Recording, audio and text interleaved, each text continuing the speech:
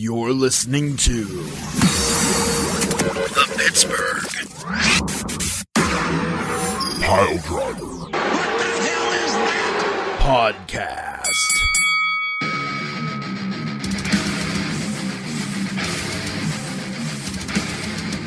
Hello, everybody. It's Thursday as of this recording, which means the Pittsburgh Piledriver Podcast crew is here to talk about wrestling. That's right, wrestling. The P3 is here to drop a knee on your ear, and we've got a lot to talk about. We have, I'm sure, general wrestling banter.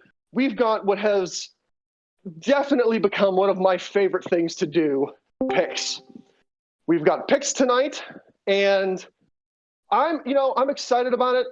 I used to not be too excited about picks, but I really enjoy the banter we get into here with these picks. And even though I am supremely confident that at the end of every picks episode, I have done myself wrong, that's not the point. The point is not the fact that I consistently lose these stupid picks. The point is that I'm having a lot of fun doing picks, and I look forward to pick episodes. So that's what you're going to get tonight. Stay tuned. Keep listening. It's going to be a boatload of fun. We've got Poop the Bard. We've got Beef the Legend. Ransom the Madman is here, as I'm sure you can tell, because my stupidity is coming through your headset right now. And we also have the best damn cruiserweight champ there ever was, Tiger Bomb Tom. Will he retain his title? This is the last set of picks for this month. So coming up here Sunday at Passing Lane, we're going to find out whether Tiger Bomb Tom lives yet another month atop the mountain of gold that is the Cruiserweight Championship. I don't know. Every time I start to teeter and think, you know what? Maybe Beef's going to take it. Maybe Beef's going to take it.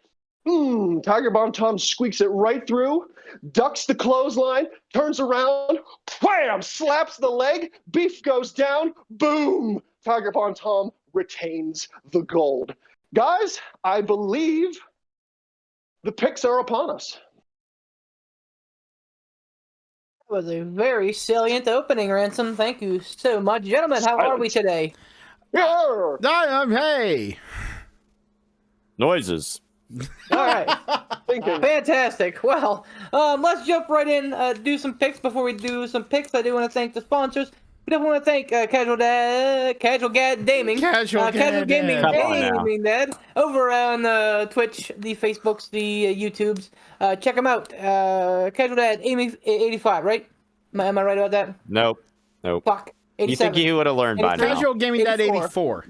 Thank you. 84. Great job, Melanie. Way to pull it out. I know, right? Wow. So anyway, check out our boy Tom here. He does the fun stuff on the Facebooks. Of course, we wouldn't be where we are without the wonderful support of Sean Tischler and the IWC Clearfield venues. Stuff is opening back up. Hopefully, there will be IWC in Clearfield yet again someday soon. And of course, we want to thank the wonderful, the maleficent. I don't know if that's like an adjective, but I'm going with it. Frig Off Ransom. That's right, boys. He is an official sponsor. I won't forget you, Ransom. Frig Off Ransom over on YouTube has delightful videos for all of our ear holes. He was having me cracking up today at work, which is a tough thing to do because my job fucking sucks. So, on to the picks. Gentlemen, Fastlane this weekend. The road to WrestleMania is coming to another boring stop. We'll get into it. We'll get into it. I'm not even gonna go off here. So we have 5 matches. They announced Braun Strowman versus Shane McMahon, but then quickly took it off the table. Probably because they're like, what are we doing? This isn't WrestleMania. Shane McMahon shouldn't be wrestling. Hold on. So it got announced. Yep. It got announced and taken off all within the last 2 days. Yep. Okay, good. To quote Walter, to quote my buddy Walter Subcheck, well, they can fucking unpost it. So yeah, that's WWE. That's Vince McMahon for you. That's the Seems like they wild really card. have a good plan. Yeah. Wild Card going in here. I love it.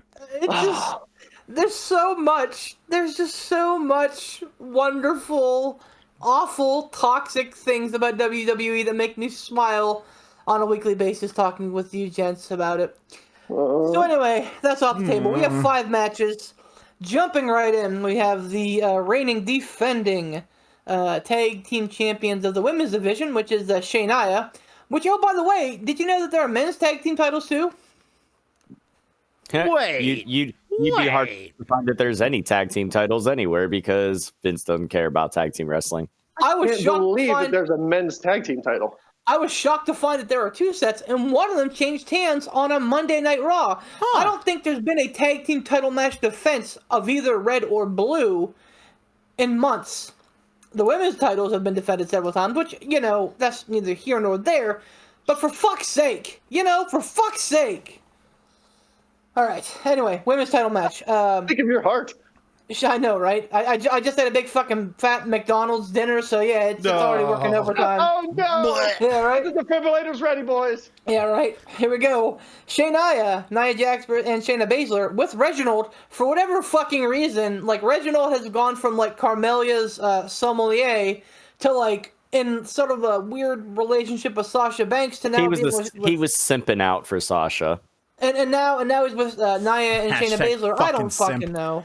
I don't fucking know. This is all fucking weird, man. Versus Sasha Banks and Bianca Belair. Yeah, I don't know, man. It's just... Well, So, we know that they've done stuff like this in the past, where they're like, oh, hey, they're having a WrestleMania match. Will they be champions against each other?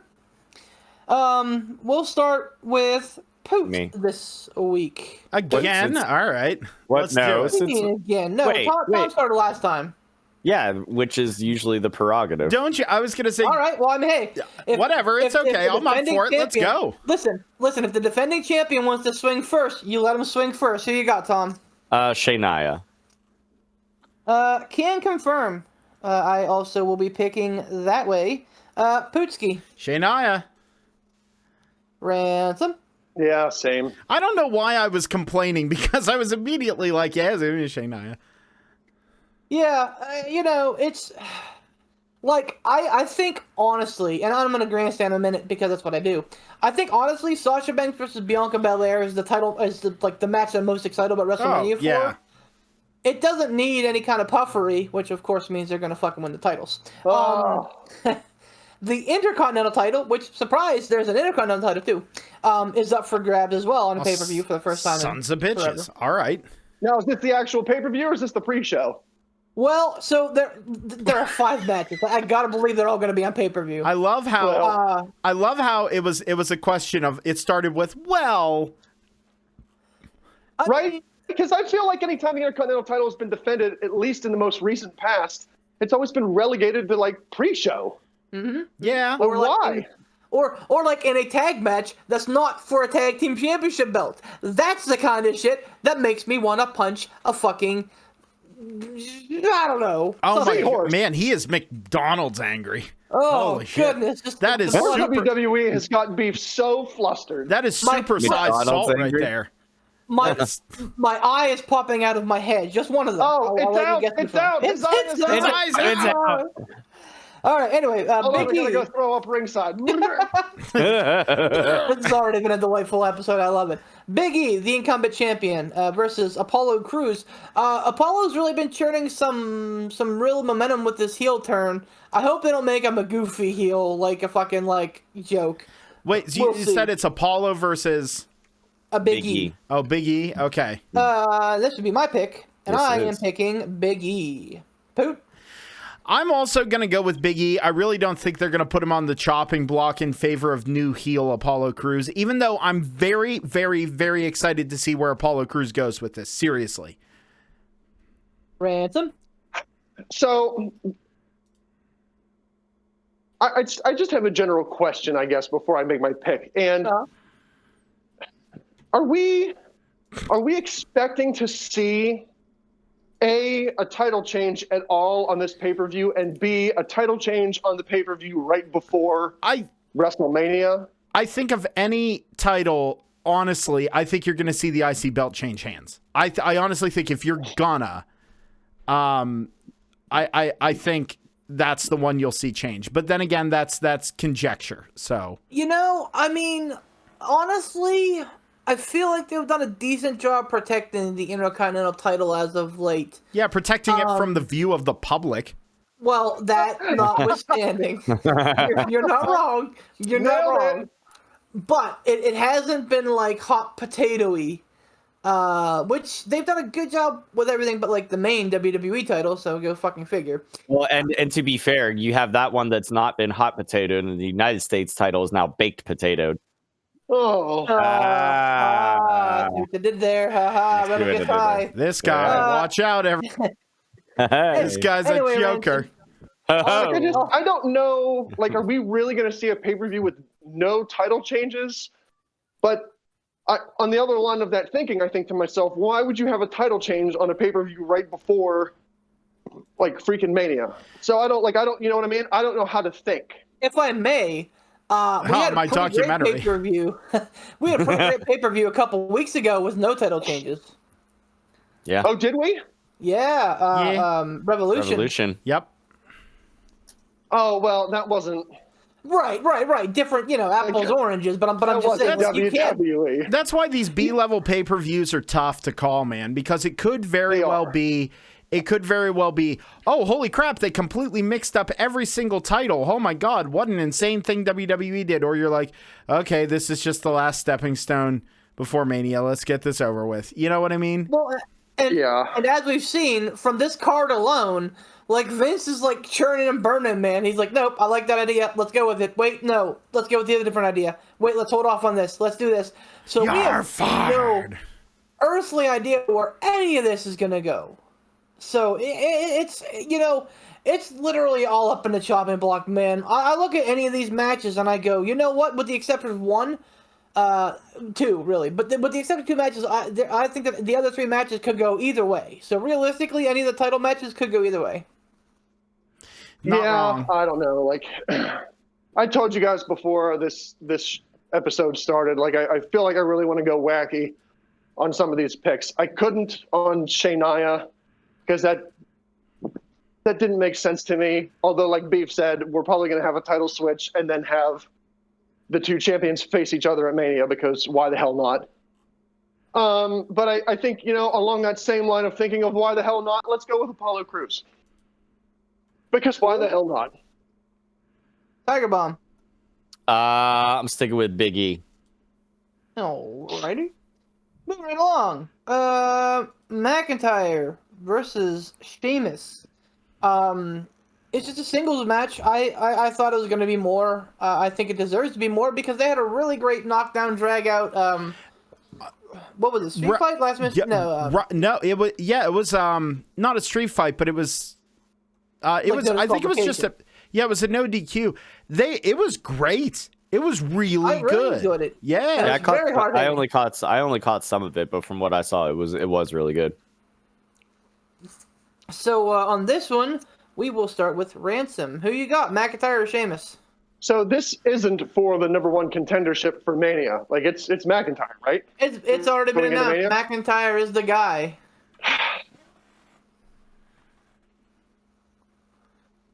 See, this one here is a little tough for me because I feel like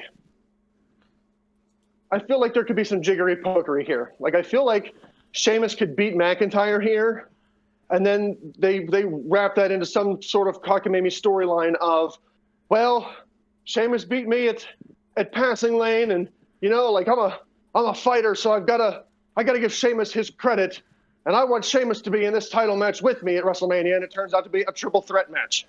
Why? So what have you done? Yeah, I don't know. Like, I have a feeling that there could be real, like, janky things going on there because, I don't know, just because. So, again, with the wacky picks, I'm going to go for Sheamus. Because of that reason, and then also because I really wouldn't put it past WWE to go, you know what we're going to do? We're going to have Sheamus beat the number one contender at the pay-per-view before WrestleMania, and then just call it a day. Like, why make your number one contender look strong? Why not just have him get beat? Tom? Yay! I kind of like no permit there.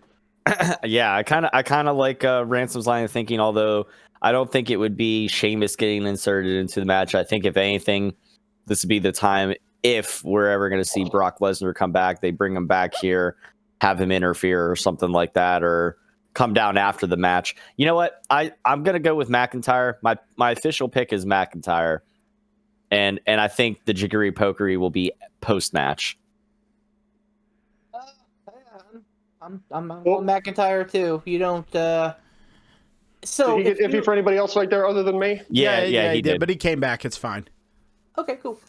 If you're, so You got to keep the number one contender looking strong. Yeah, I don't mind that they've already like announced that this match, but I don't like the way that it happened. Like on a random Raw, they're like, oh, by the way, Drew McIntyre is getting the shot. We know we have wonderful superstars like AJ Styles and The Miz, and even Keith Lee and Matt Riddle, who could probably deserve a world title shot, but it's going to be Drew McIntyre. Listen, just because. Keep hoping for Keith Lee because you haven't seen him on TV for how long, buddy? I know, keep hoping. I know. Anyway, I'm picking McIntyre because you don't want to deflate that tire. Poot. I kind of am getting a little intoxicated by the Ransom wildcardness, and I'm kind of going, well, maybe. Oh no, don't do it. No, I'm honestly, I'm gonna go with McIntyre because it really, I mean, as much as WWE may or may not pull that bullshit, I don't think they will with McIntyre. I think they really want to keep him protected going into Mania, so I'm gonna go with McIntyre as well. Yeah, I gotta agree with Beef. You don't want to blow out that tire in the fucking passing lane. Like that's not a good look. That's true, but I guess another one of my lines of thinking is if you're really going to introduce Brock Lesnar into this, what better way to do it than to have Brock Lesnar come down and interfere in this match, and perhaps lay out McIntyre, maybe when the ref is either knocked out or has his back turned. Sheamus picks up the win, and then either maybe later on this pay-per-view or at a Raw or something, you have McIntyre come out and go, all right, Brock Lesnar, you're going to be that guy. You're going to interfere with me. You're going to take a shot at me. Well, let's have a match for the number one contendership. And that's how Brock Lesnar wins and then gets inserted into the championship match at Mania. I don't know. Yes, it could all be a red herring. Brock Lesnar could very well just not be involved at Mania at all. And just so we're all aware, right now, as far as standings go, following Revolution and like the Mega NXT show a couple weeks ago, Tom and I are sitting at 7-4. However, Tom holds the distinct advantage of having 7-4 plus because he called the mystery AEW signing as Christian. So basically, I'm 8-4. You're 7-4 plus. I'm 7-4 minus. Putin Ransom, you're 5-6. So in order for me to beat Tom, I have to beat him by at least one. I can't tie him. I have to beat him by at least one. For you guys to beat him, you guys have to beat him decisively. So I mean, like there's a. Okay. So how picks are going to have to come through.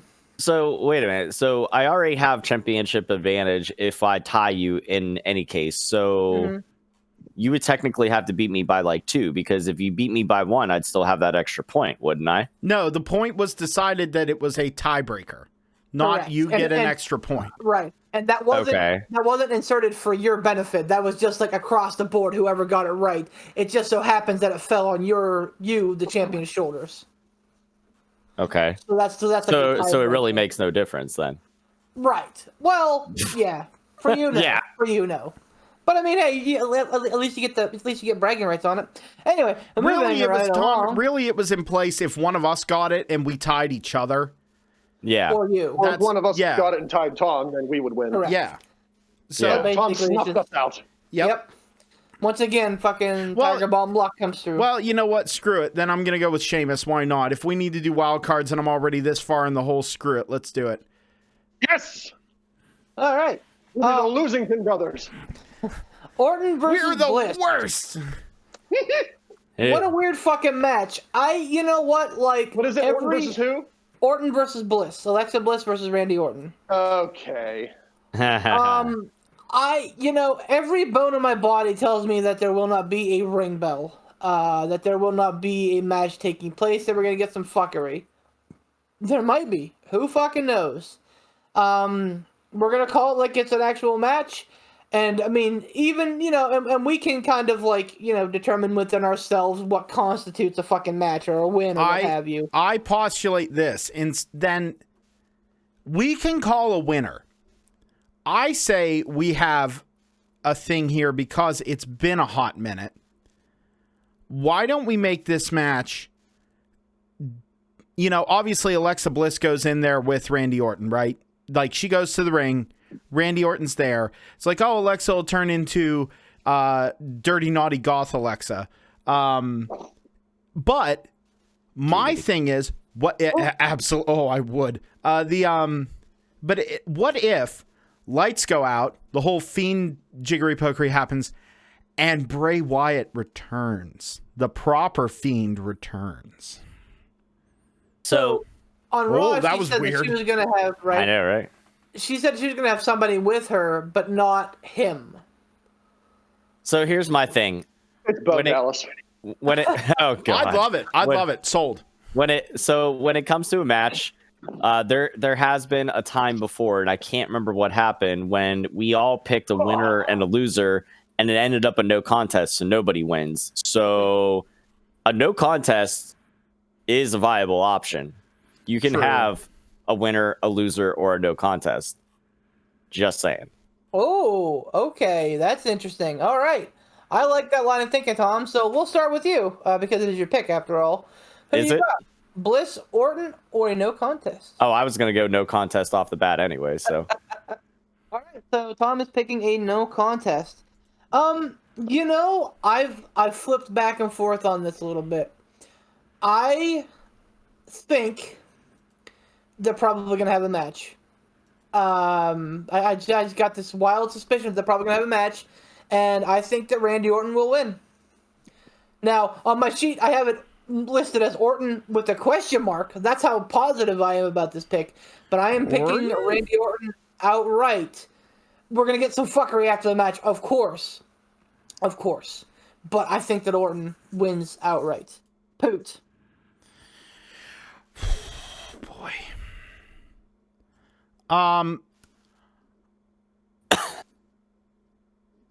This if anything, this is going to be the fucking pick that fucks me over this pay-per-view. I'm going to go with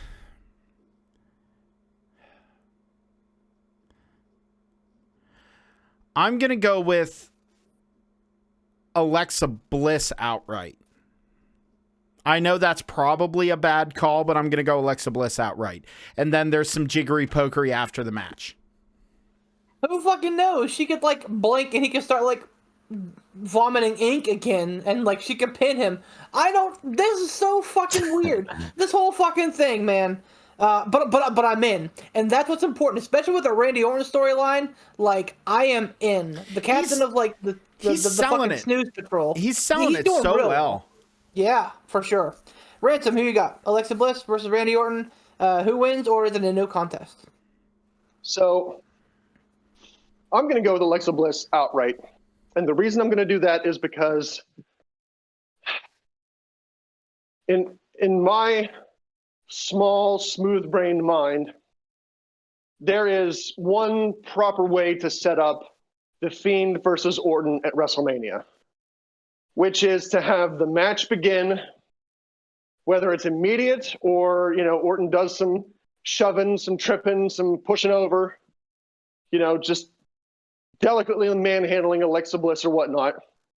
Lights go down. You have some sort of Fiend something play, a laugh, a something. Lights come back up. There's no Fiend, but there's Bliss.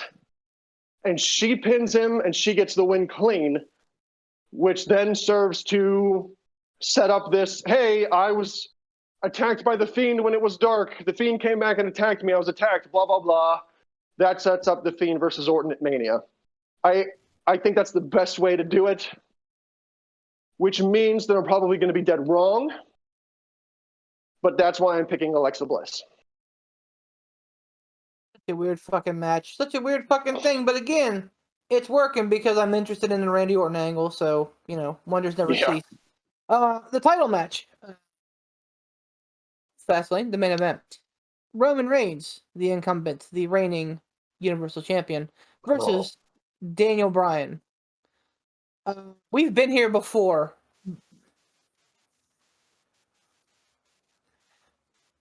This is silly that this is not on Mania. This is absolutely fucking silly. Anyway, go on. Yep. We've been here before.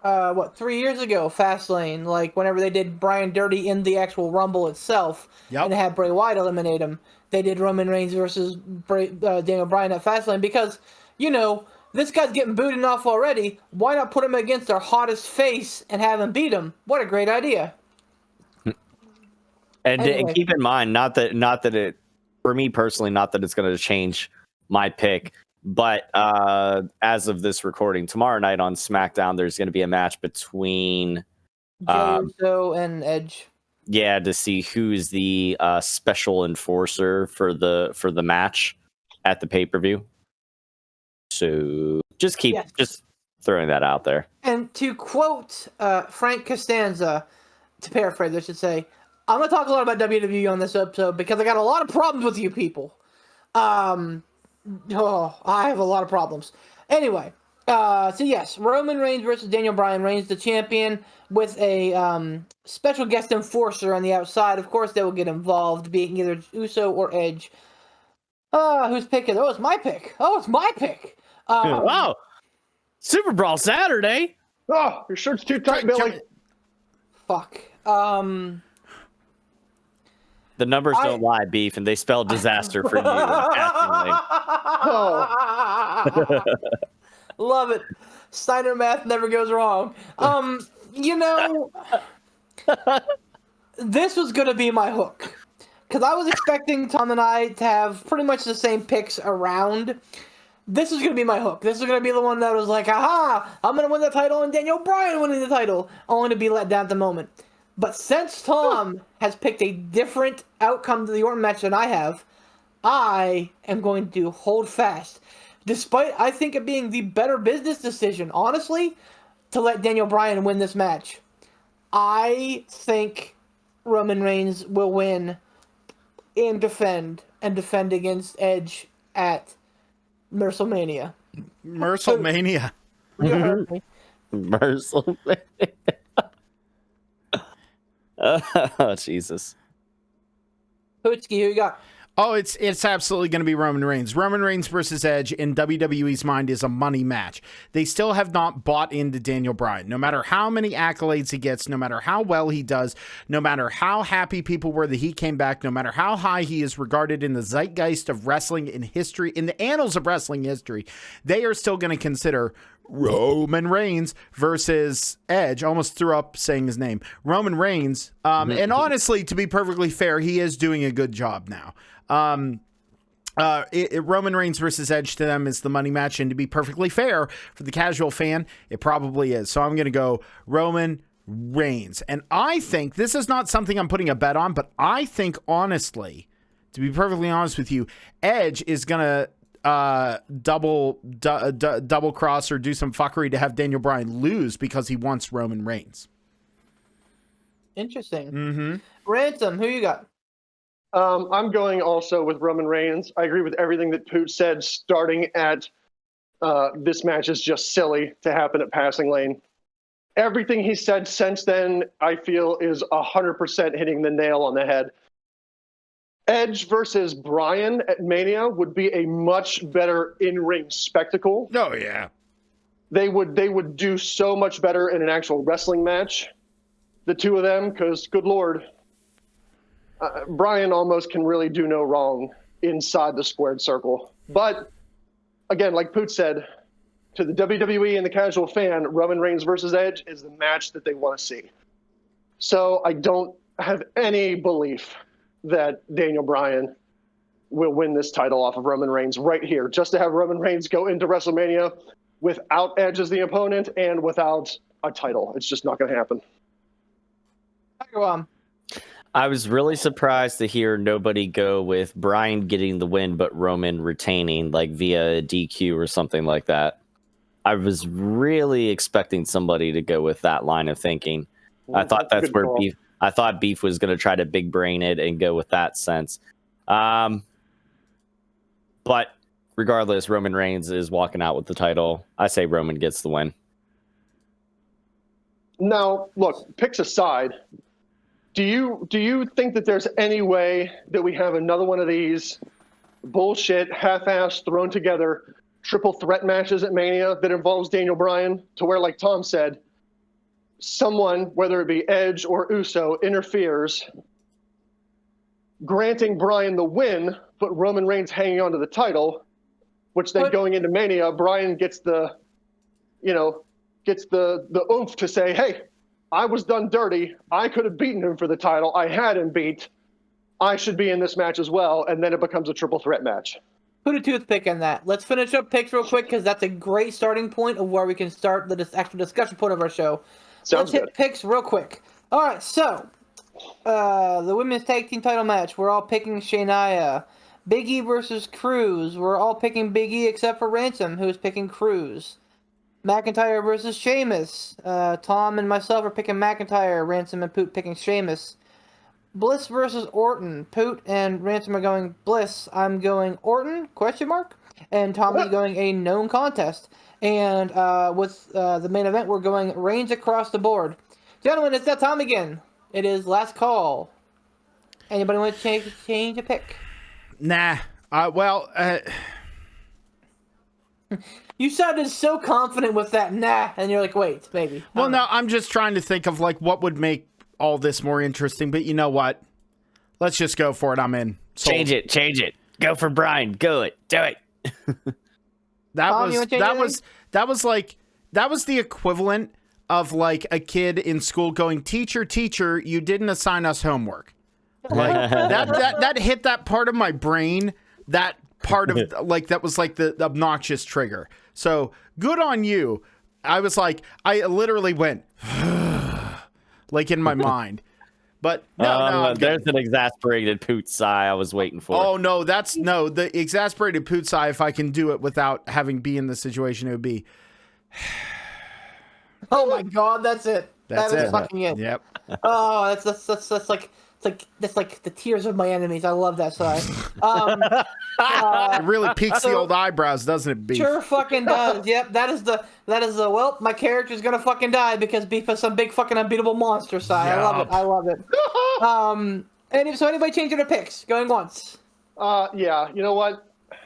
Like I said I was going to go for the wacky picks, and I talked myself into it with the whole Bryan winning but not winning the title, and him going on to being in a triple threat match with them at Mania. I would not put it past the WWE. So I'm actually going to change my pick to Bryan being the winner. I don't think he walks out with the title, but I think he wins. Nice. That's a Hail Mary, my friend. All right. Yeah, like look, if I'm going to lose, I'm going to lose big. Understandable, man. Hey, man, that's. And honestly, if there's anyone that you're gonna go super wacky on, that's not a bad one to do. That or not saying it just because I picked it, the Alexa Bliss Randy Orton match because it's just a fucking match in general. Yeah. So You know what? Because we said we were the worst combined. You know what? I'm gonna go with Ransom on that one. Oh man, I'll go with Ransom. I'm not even in the match. No, no, not You're picking me. I'm not in the match. That is a wacky pick. Let's pick Ransom. Nah. Tom and I picking Reigns. You two picking Bryan. Any other changes going on? Bryan to win, but not necessarily win the belt. That's what the pick is. Yep. Going twice. Sold. All right, so that's Fastlane. Check it out. It's gonna be a wacky good time for sure. Let's talk about Ransom's question because I think so. Like I said, I had that pick in my back pocket for Bryan if I needed it because I get the feeling Got Bryan in my pocket. Yeah. that the other one something is smoking a cigarette. is gonna happen here because with all the talk of Vince like blowing up WrestleMania and building it up from the ground up, I feel like this could be one of those things where, like, yes, Roman Reigns has had a hell of a long title reign. Yes, he's had a magnificent run as a heel champion. Yes, he's doing great with what he's doing. But man, wouldn't it be fucking awesome to see Bryan win at Fastlane and then face Edge at WrestleMania? Like, and I get that that's a smart mark stream, and I understand that, and guilty. Yeah. But like that to me would be like amazing. No, you're not wrong. You're absolutely not wrong that it would be amazing. It would be fantastic. And I think not only would the the smart marks be like, oh my God, they're actually doing it. This is going to be amazing. Hooray. Like, but it would also make the casual fan go, who don't really get the Daniel Bryan thing. I think it would make them go, all right, let's see what this Daniel Bryan kid can do. Let's see if he's as good as old Edge. Like it. I really do. Like, I think it would be. It would behoove them to do it. Either way, it would be a success. Just the same as how whenever I hit that nerve in your mind about the kid asking for homework, with you doing that voice, I don't know why it resonated the same way with me. Tom and I just get on each other's nerves tonight. Yeah, okay. Side note, I this is like kind of in relation to this week. I didn't finish watching NXT, and I didn't watch AEW, but I have NXT on the background, and I just watched what's his name, Bronson Reed do Fat Guy in a Little Coat. That was great. Good. Okay. Anyways, both of the serials were really good this week. Yeah. So let's not forget the other side of this is that this is the first show on Peacock Live. I officially jumped in. I am a Peacock subscriber, and I'm going to be watching on Peacock on Sunday because I want to see if it's fucky.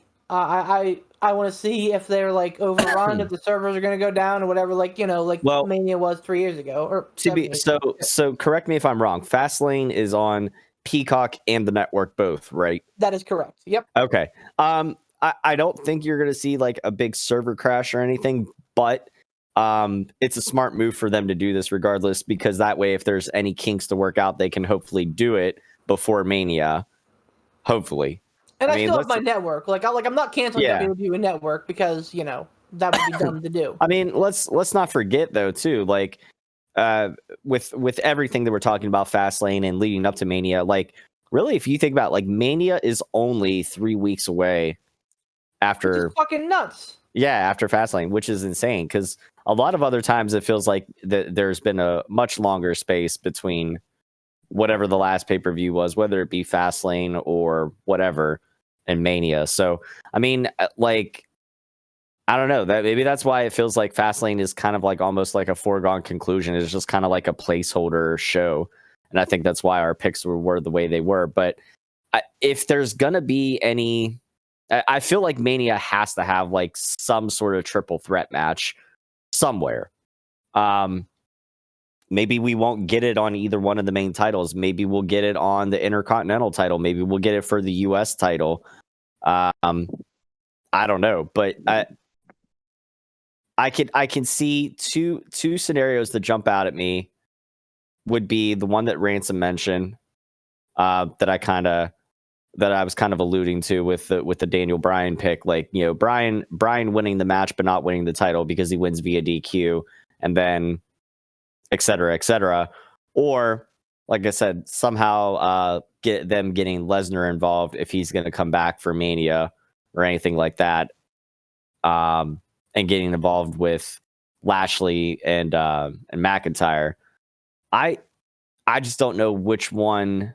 I don't know which one is the more likely of the two, because we haven't heard anything about WWE having any talks with Brock or anything like that. And let's not forget, if Brock's going to come back, there's got to be a good bit of money on the table and money involved. And I mean, obviously everybody's taken a hit money wise over the past year or so with everything going on with COVID. So WWE. Well, WWE doing just fine. No, okay. Yes, they're doing fine, but if they weren't affected somehow, you wouldn't have the mass COVID exodus whenever they released all those people, like Ty Yeah, Conti because and it was everybody a else. great fucking time to do it. Because Vince is like, well, fuck, everybody thinks we're losing money. Let me just jettison all this dead weight that I don't believe in under the guise of not, of not making any money. I think I read that their Q4 earnings last year were the highest in a while. I don't know how that is because with them not having revenue coming in from the fucking blood money shows, or they're Because they're not paying road crews, they're not paying rent on these buildings. They have no overhead. They run out of one city. They don't have to pay cleaning crews to come in. Like I guess it's talent and production. It's a consistent production crew. They don't have to have like have all the talent on TV.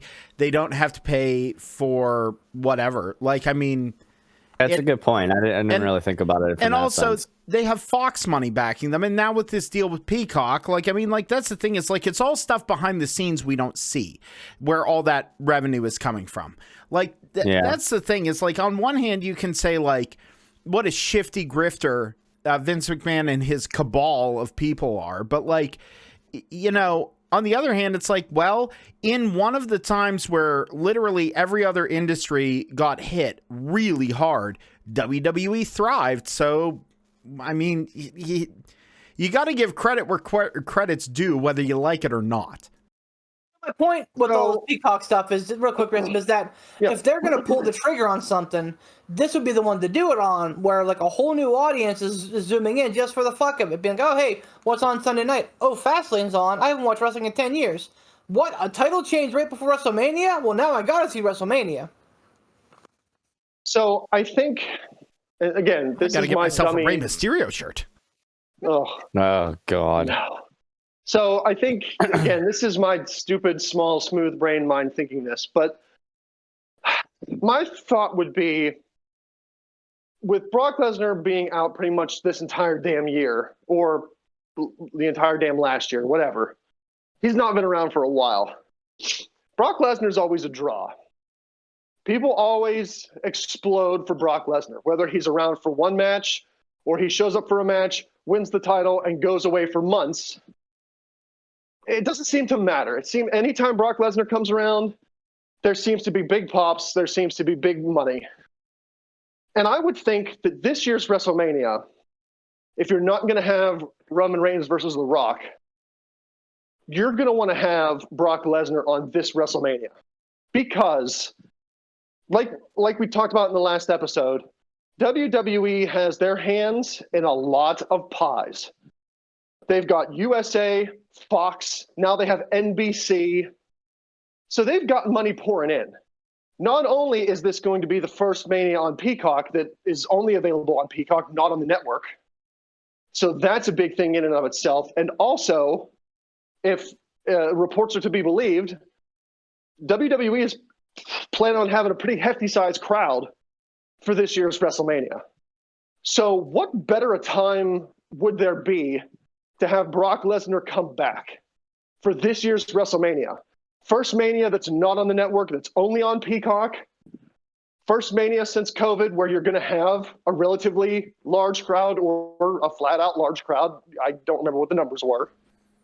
This seems like the perfect storm for a Brock Lesnar return, show up, beat the hell out of some people, my title, bye-bye. Spitball Dude, in here.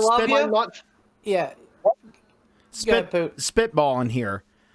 McIntyre wins the belt. Right afterwards, while he's celebrating in front of a crowd this time, Lesnar comes out and beats the ever-loving bullshit out of him.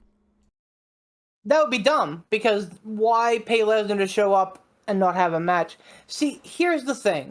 I'm sorry, Pooh, I don't mean to call your idea. I'm just saying, like, from a fiscal, like, hey, we could be, booking Brock Lesnar and telling fans, hey, we have a Brock Lesnar match. Why would they just have him do an appearance? Honestly, and here's kind of where my gripes start. Uh-oh. This is a very thin, razor-thin WrestleMania card. Last year's WrestleMania in-ring action was pretty good. This year, I'm very underwhelmed already. First of all, there's only 3 weeks left until WrestleMania, so that's a big deal.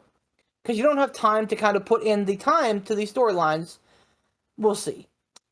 But for the first time in years, you don't have The Undertaker. Since I think 2000. I think WrestleMania 2000 was the last one he missed. You don't have The Undertaker. You don't have John Cena. You don't have Goldberg. Like Thank it or not, God. like it or not, he can be a draw to some people. You don't have Brock Lesnar. Fucking idiots, that's who. I think if they were going to bring in any of these guys, they would have done it by now to start to get that buzz moving. Because WrestleMania tickets, I think, went on sale, or they go on sale tomorrow. They're trying to sell out quote unquote, sell out 45,000 seats for both nights. That's a lot of fucking people. Not as many as they were, of course, hoping for, like, last year, pre-COVID. But, in a post-COVID world, 45,000 is a lot in the seats. I don't understand. So I think that they're really kind of resting on their laurels, saying that people will be excited to come out and watch fucking dogs poop in a ring for 3 hours, 4 hours. It's a kettle from hell match. Right. Oh. Like there's and I've been saying this from the fucking jump. Like the minute that we get live crowds back, they're gonna jump all over it and they're gonna be super fucking pumped about anything. Like, yeah, radio's coming out, yeah. So No. I feel like they're, Vince is like, you know what? We don't need to pay Lesnar. We don't need to pay Goldberg. We don't need to pay The Undertaker, John Cena. Go ring Just crew. run- Go McIntyre. Go John Cena. Hooray, breathing air. Hey, there's that guy that pulls the hair off the middle rope. Yay! Thanks, dude, who pulls the hair off of the middle rope. Thanks, buddy. Go hair puller. Go hair puller. I think they're sitting back saying, why should we spend all this money whenever people are going to be, psyched to be there to begin with? Which, again, is a smart fiscal strategy. Is it going to, on paper, make the event look as good?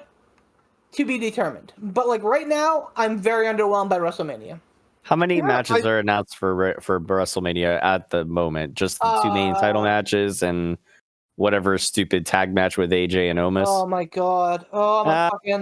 There we my go. blood sugar. Oh. Yeah, buddy. So look, I want to talk about that. That's so far right now, that's my biggest gripe with WrestleMania. You have AJ Styles, arguably one of the best in-ring competitors that company has. You have him in a random-ass tag match at Mania. AJ Styles in a random-ass tag match on pay-per-view, fine.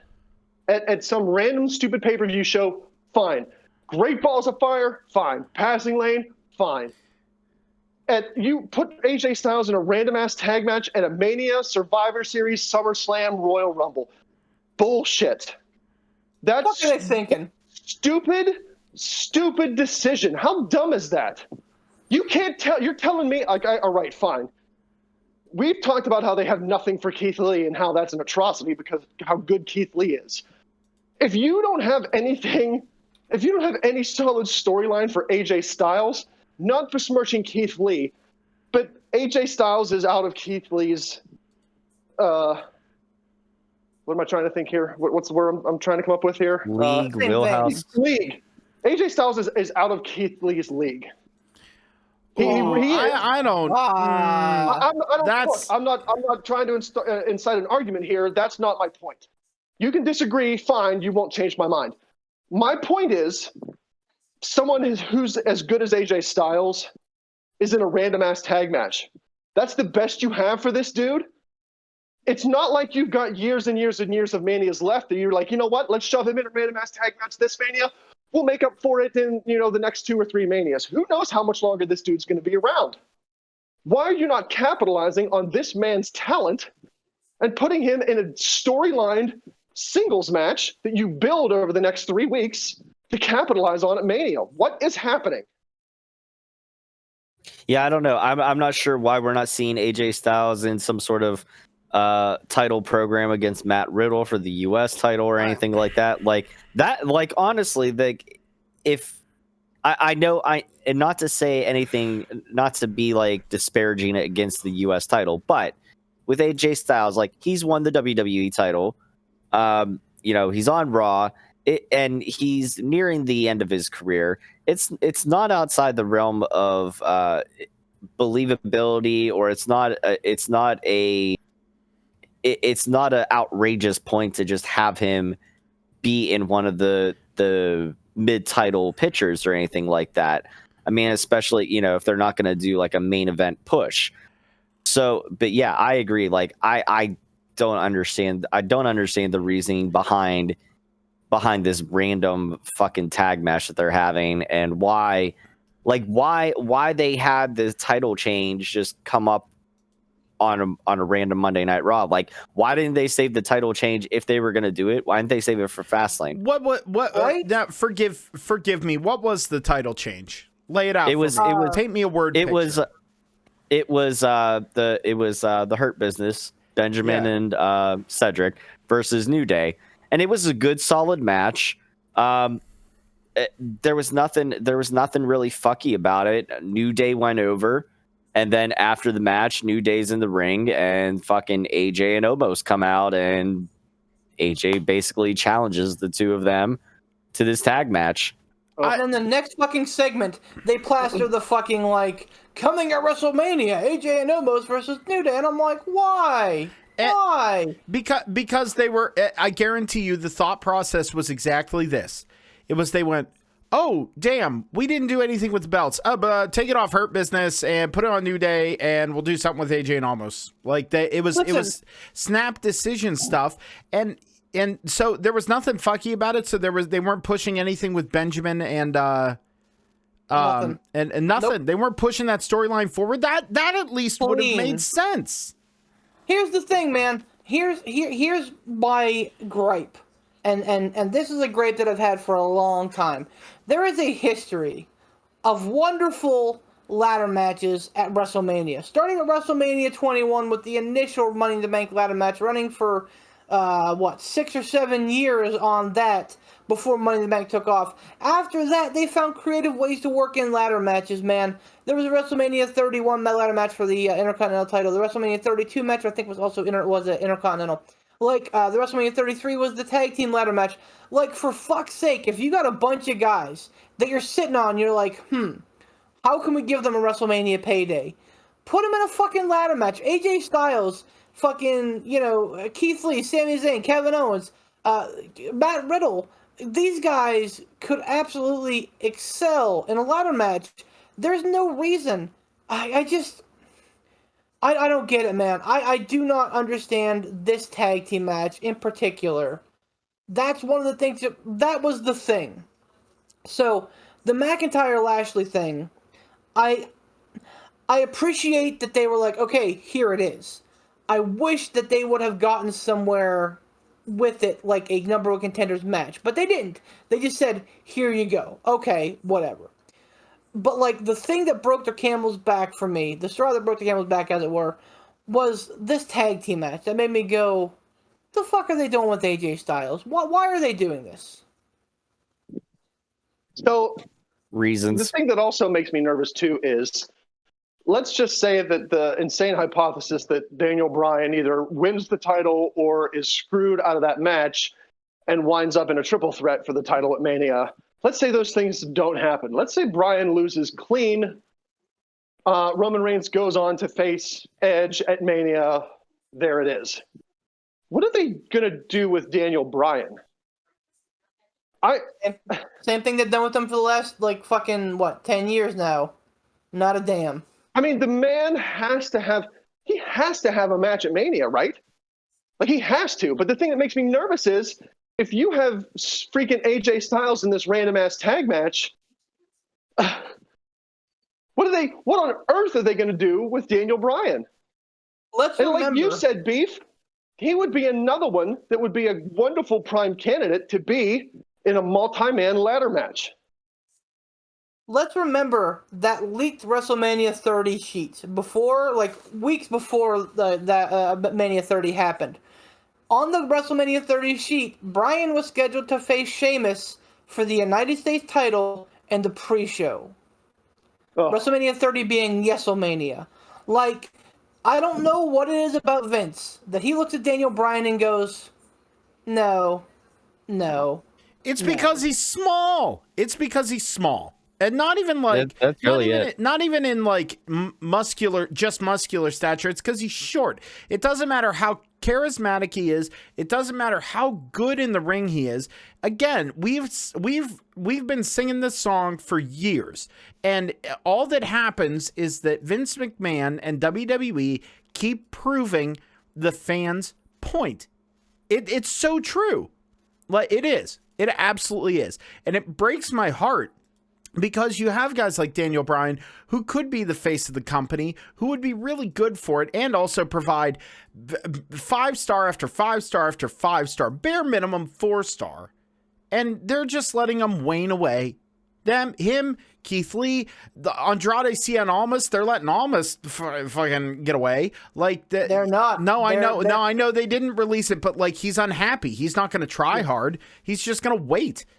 Like, and this is just going to hurt him because he requested his release and they said no. Like, it sucks. It sucks. Like, so, sorry. No, and that was really it. And I know I just kind of like ranted, and it was very, as Ransom, if I may borrow a term, very smooth brainy of me. But like, we've said it so many times, but the reason we say it so many times is because it keeps being a problem. Right, and I don't think that you're smooth braining it at all, because like you said, we keep saying it and we keep seeing it. So again, you're hitting the nail on the head. Vince McMahon thinks these smaller guys pale in comparison to the big, muscle-bound, sweaty men.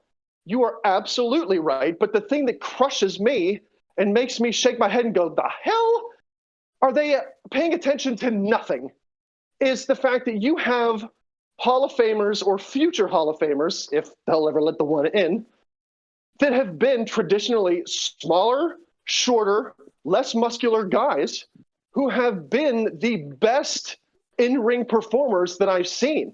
And Beef, I really hope that your heart doesn't explode, because I'm about to make a statement that might send you into anaphylactic shock. Oh, God. Some of these smaller guys who have been the best in-ring wrestlers, Shawn Michaels, no surprise there. Chris Jericho, no surprise there. Bret Hart. Yeah, see, I wanted to prepare you there, Beef. But like, those were guys who weren't giants, who weren't huge muscle-bound men that could get into the ring and put on a quality match, no matter who they were in the ring with, no matter what tub of goo they were in the ring with, or how untalented their opponents were. They could put on amazing, immaculate matches because they weren't huge, muscle-bound, big, sweaty men. They were shorter, less muscular guys, but damn it, they were the best in-ring people to watch. I don't know how they haven't learned that lesson yet. You have Hall of Famers who you've put in there yourself. You've given these men the title and said, you're our guy. And you still haven't learned that lesson? What's happening? Dude, Bret Hart literally wrestled a tub of goo and Bastion Booger before. So, yeah. And Yokozuna. And Yokozuna. Shawn Michaels wrestled Vader. Respect for Yoko, respect for Vader. Those are big guys who were decent at their craft. Bastion Booger was just a tub of goo. So he was the worst. Let's pivot for a hot minute, because I want to go. What was he? The Friar? What was it? Friar. What was he? He was before he was Bastion Booger. He was Friar. Oh, I don't remember. Something. Friar Tuck. No, it wasn't Friar Tuck. He came out and it was like he was like a smiley, happy friar, and he looked like Friar Tuck. And on his, I remember that. And on his neck, he had a pad, and it just said Friar, and it was like a smiley face on it. No, you were just out like making me recall that. That's crazy. Let's pivot to something that I am excited about. NXT TakeOver Stand to Deliver. Like, there's only one match on the card for that so far, which is Balor versus Cross, which is, I'm fucking in. Like, on that main event, I'm done. In, sold. I will pay money to see that match. But they have recently, as of Wednesday night, brought back the Ring General, Walter. And looks like they're setting up a feud between Walter, or at least a match between Walter and Ciampa, which fucking gets my fucking nerd rage boner going, man. Like, that match alone could absolutely top Moxley versus Omega in terms of sheer physicality. Oh my. With Io Shirai versus Raquel Gonzalez, I think that's going to be a stellar match. Not yet announced, but they're kind of working toward it. There's a lot going on in NXT right now that's really good, and I think that they're really going to hit on the hit on stand and deliver. And I'm excited for the first time that it's 2 nights. I wish it were not in the Capitol Wrestling Center. At least for one of the nights, I would like to see at least a small crowd, maybe only 10, 15,000, whatever. Like, I would love to see a small crowd at one of the nights, but that's probably a pipe dream. Do you think that we're gonna get? Do you think we're finally gonna get a match between Loomis and Gargano for the North American? I do. Yep. I think that's where this is going. And I am better here win. for that. I am here Oh, for yeah. that. Yeah. Oh man. My boy better win. You made me see Austin Theory involved, if not in the match itself, as obviously part of the outcome. I think that would be outstanding. Is anyone else does anyone else kinda want to see Austin Theory become Dexter Loomis's stalker and like turn the tables a little bit? I think that's kind of where they're headed, and I'm here for it. I'm excited to see it. I'm excited to see, like, I want to see Dexter Loomis just like one time break character and be like, bro, go away. Like, this is not okay. You're not okay. Go. And just have it be once and done. Like, have it be a fourth wall shatter and be like, go away from me, you creepy bastard. And then have him walk away. I think that'd be hilarious. I think the way that their match ended on NXT last night, I think the whole Austin Theory Stockholm syndrome kind of angle was kind of over with. Maybe not. We'll see. I mean, I'm more for seeing Indy Hartwell stalking Dexter Loomis because giggity. Wow. Jeez. The never-ending boner. Are we the never-ending boner. Jizz. Skeet. Are we going to see Adam Cole versus Kyle O'Reilly? Boy, absolutely. I fucking hope so, man. I'm Boy, so howdy, excited. we will. That's gonna be an insane match too, man. And I'm here for it. So here's the other thing. Hold on. I've got to ask this. Yeah. My question is there a possibility, and I know I'm branching out here and going like real left field on this. As I say it in my head, it sounds ridiculous. But I started down the rabbit hole. I had to continue. Is there a possibility that we don't see Adam Cole wrestle at all on this NXT pay-per-view and wind up having a match at WrestleMania? No. Nope. He'll wrestle O'Reilly. No. They'll definitely do the O'Reilly thing. Like. All right. Yeah. I'm just. I can't see a real world scenario where this doesn't happen. They're building to it. That they went through and broke up the Undisputed Era.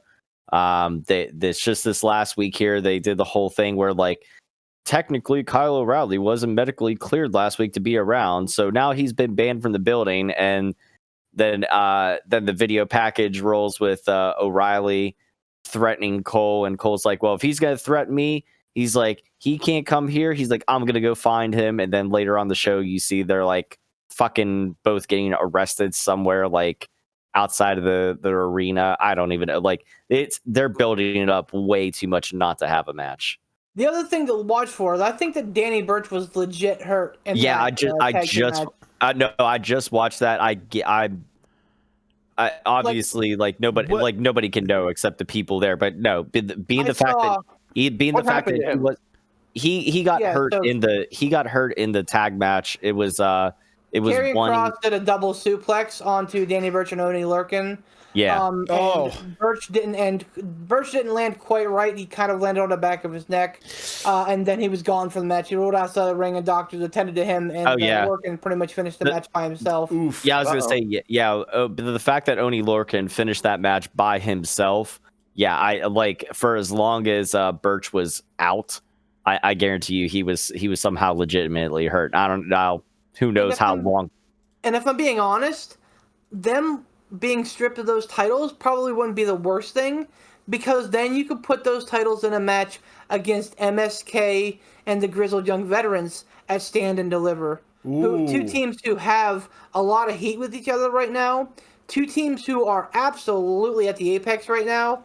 Mm-hmm. There are not two teams I would rather watch again than those two. So here's one. I'll one up you on this one. You ready? If they end up stripping those titles there, putting those titles in a ladder match, you get Grizzled Young Vets, MSK, Breezango, and Legado del Fantasma. I'm in. Yep. Yeah, buddy. Yep, that would be fun. Although I would really like to see MSK versus Grizzled Young Vets again. I think that their Dusty Classic match was awesome. Hey, we're gonna roll into Stump the Chumps here. Oh. But before we do that, I want to mention Dynamite was great last night. Go, if you haven't, make time. Go watch the Lights Out match between Britt Baker and Thunder Rosa. It was intense, insane, and they went all out. And it was a fucking fantastic match. I've heard nothing but good things. I'm definitely making it a point to watch that. 100% do. Even if you don't watch Dynamite on a weekly basis, go and do it. So, that being said, yes, it is time for everybody's favorite Stump the Chumps. No. We we got an email from our buddy Vapor, Dave, and he even titled the email "Stump the Chumps." He knows what's up. Oof. This is a chance, boys. We get a chance to redeem ourselves here. Here we go. Good evening, gentlemen. After taking the time to collect my thoughts and lick my wounds, I hope that the display this week will not embarrass myself. So let's do something a little off the book. Ooh, okay. Once again, same disclaimer. If you've been asked this question before, I apologize. No biggie. Since it seems like title reigns might be your downfall. Oh boy. Oh, here we go. Oh fuck. Oh boy. Who had the longest ECW tag team title reigns? Oh fuck. Who had the shortest? Who held the ECW tag titles the most times? Okay. Fuck. I thought we were gonna I thought I was gonna kind of get away with this because I was pretty sure I knew the heavyweight title ones. Actually, I do know the heavyweight. What, the longest, the shortest, and the most? The most reigns. Tag team title reigns. Okay, so let me start with this. To be the Dudley Boys. That's what I was gonna say. Yeah, absolutely it is. I know that I absolutely steamrolled Poot last week, and it's my fault that or 2 weeks ago, and it's my fault that we lost. Now, when I said the Eliminators, but I'm fairly certain that the Dudley Boys had the most reigns. Yes, I will. I'm definitely on there. I will go with Dudley Boys, and because we had that ECW, I can eliminate the hardest one because I looked at this stuff over the course of this week. I understand I've been quiet in the chat. But I've looked over this. You want to know who held the title the titles the longest? I could tell you who, because I looked it up too. I could tell you it would be the Super Destroyers. That would be was. It was the Super Destroyers. They were the ones who held it the longest. Was that Sabu and the Tasmaniac? No, it was two guys. One is. It's like Doug Stahl, and the other one was, the last name I think was Petrucci, because I remembered it because of John Petrucci from Dream Theater. But I can't remember the guy's first name, but it was Doug Stahl and a guy named like something Petrucci. Now, is that encompassing ECW as Eastern Championship or ECW? We're going with numbers. That's the whole. Yes. It was AJ. It was AJ Petrucci. I remember thinking, like, yep. AJ Petrucci. Okay, cool. And I shortest. think the shortest reign. Are we going with the least amount of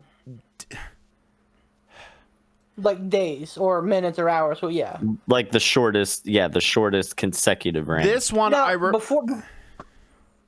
ahead, Poot. No, This one I remember. This one is tough.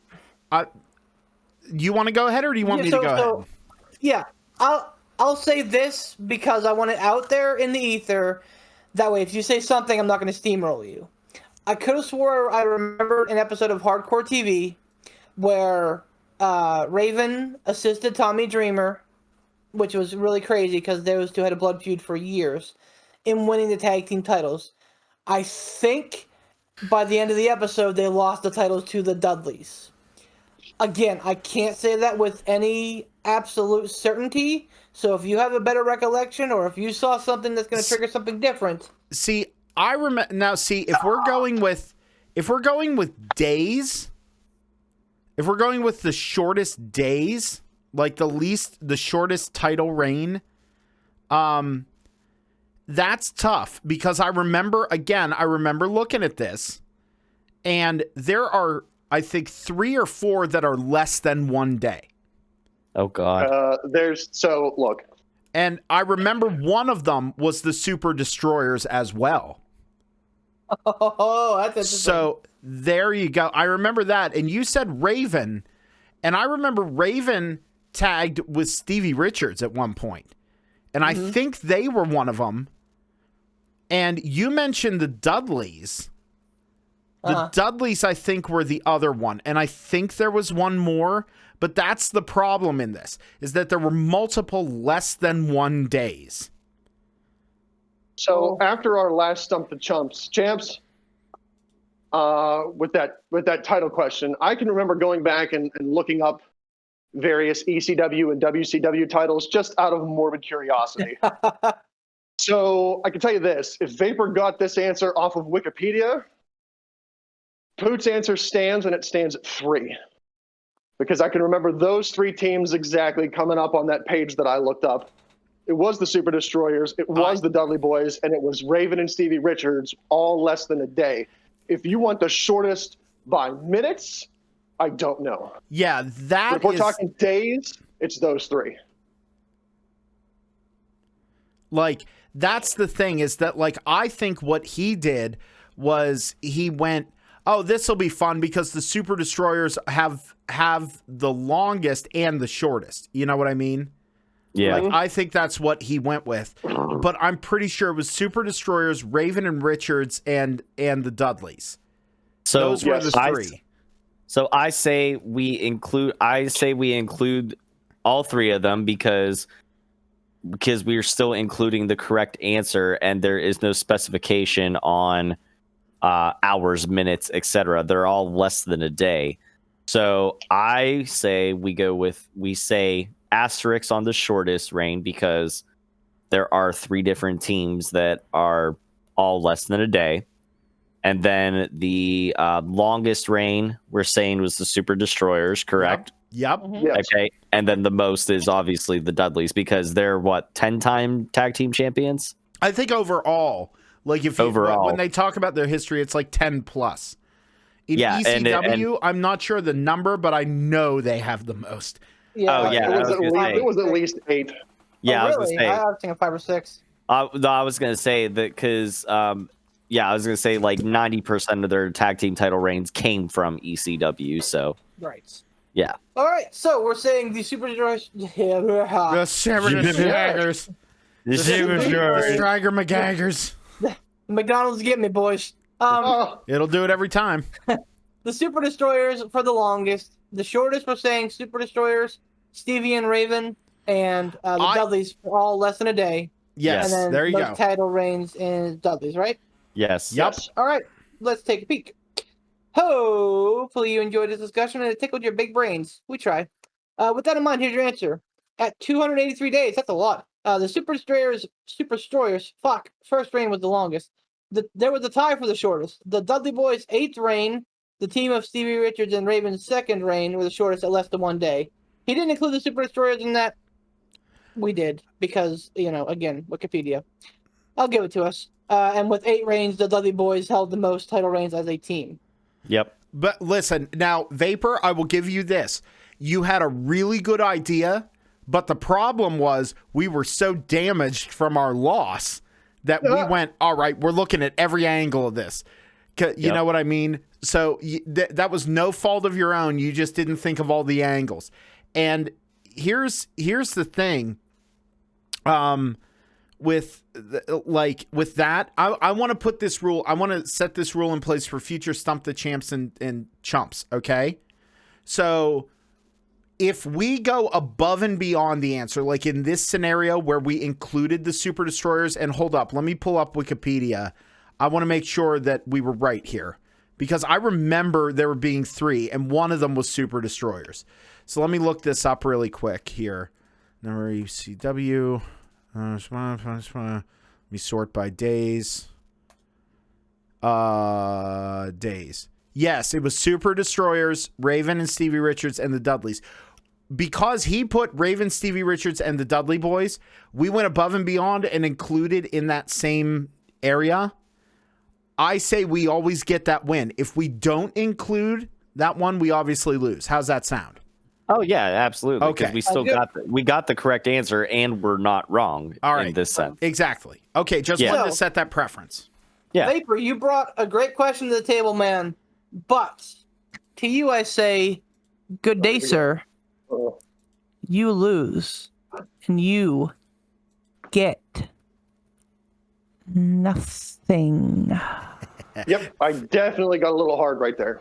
Gross. Just a little tiny bit. Little chub. Definitely. Little chubby chubby blood. noodles.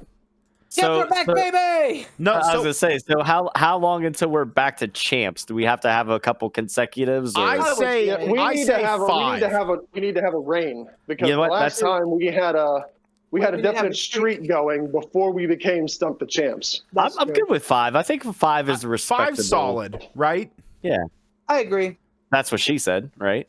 Well, Oh, you guys are lowballing it. I was going with at least 10 before we became Stump the Champs again. But, 10. Wait, I would say whatever 5 the or consensus 10. is, I'm good with. 5 or 10. What do you guys think? Let's figure it out right now.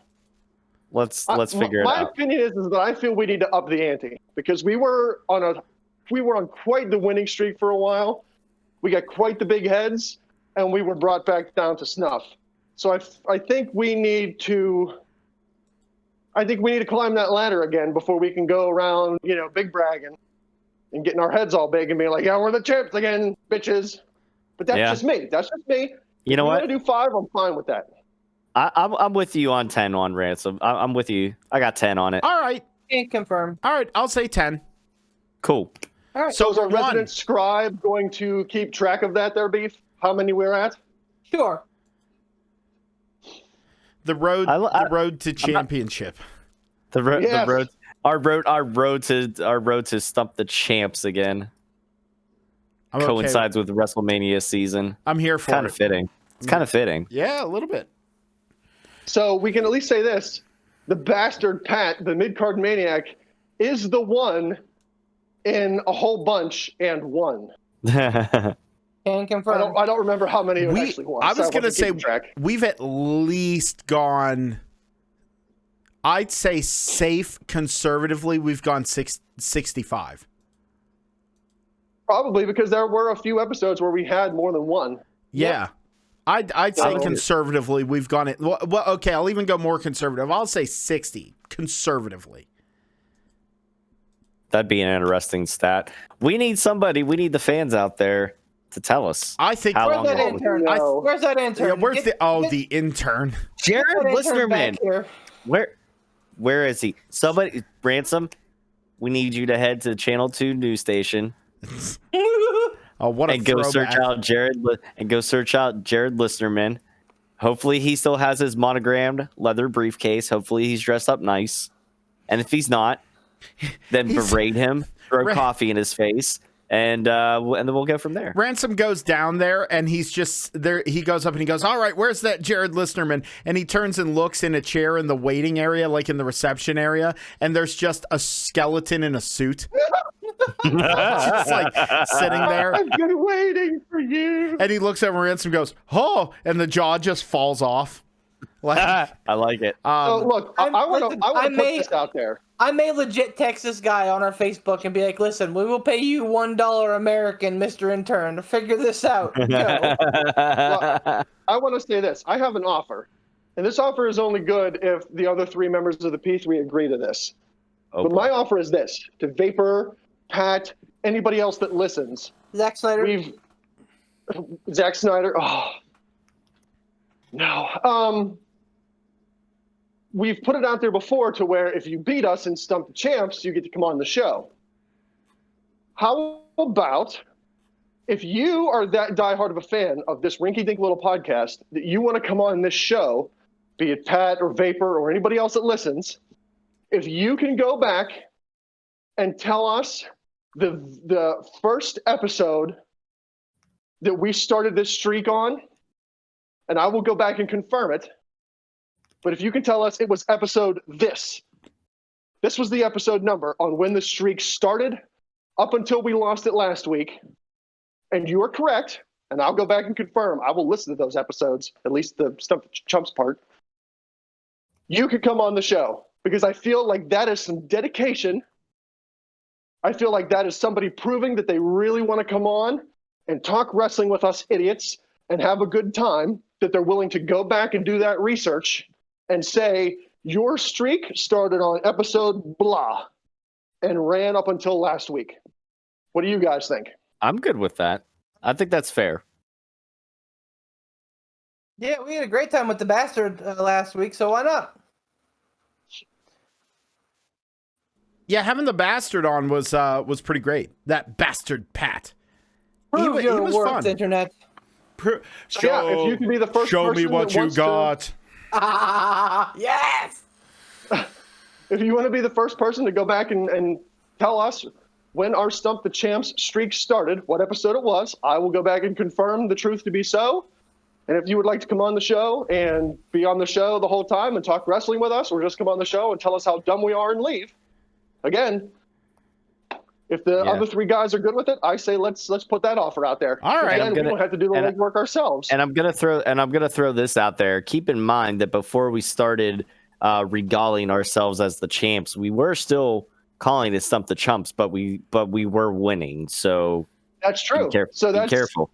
Yeah, that's even tougher then, because you can't just go back and listen for when we refer to ourselves as the champs. I think the streak started before we even started calling it Stump the Chumps. I think it started before we had an honest to God name for it. Oh, you think? I did. No, because before then, before we started doing Stump the Chumps, it was just hot tag trivia between amongst us. Right, but there was a time whenever Pat started emailing questions where we didn't have a name for it. Yeah, but I think we were peppered in with some wins and losses there for a while. I agree. I feel like at some point we started winning consecutively. And we're like, you know what? We're no longer Stump the Chumps. We're Stump the Champs. I feel like we came up with the moniker of Stump the Chumps pretty quickly, though. Yeah. Yeah, it was definitely earlier on. So yeah, that's going to be tough to verify that. If you can go back and do it, I'll start at that episode and I'll sift through and make sure you're right. Well, there you go, Internet. You have it from the horse's mouth and the whore's mouth as well. Go back, figure out whenever our streak started. We will confirm it, and then you can come on the show and yak about wrestling or call us stupid for an hour and a half. It doesn't really matter. Guys, this was a lot of fun to kind of vent about WWE. We got some good picks in, and we started our trek back to being champs. I'm excited, so make sure you send in those questions. If you're listening to this episode, you come up with a wrestling question. I'm going to defer before I get to the rest of my burrito ending here to Beef to tell you how to do that and what protocols to follow. Mr. The Legend. Yes, sir. You have one email. That is pittsburghpiledriverpodcast@gmail.com with 2 emails. One with the question, one with the answer. Please, for the love of God, in the answer one, make sure you type in a couple sentences. I don't care what they are. Just don't make them weird and rapey. That's fine. So I don't see the answer in the preview pane. If you want to be sweet and do the same thing with the question email, that way I don't see the question, that's fine too. Although I don't actually open up the email, so no harm, no foul. Again, that's pittsburghpiledriverpodcast@gmail.com. 2 emails, one with the question, one with the answer. If I see your answer, you are disqualified. You will also get nothing. There you go. Awesome. Thank you very much, Beef. And make sure, along with that, you go check out our Facebook page. That's facebook.com/PittsburghPileDriverPodcast. Also, subscribe to us on YouTube. That is youtube.com/PittsburghPileDriverPodcast.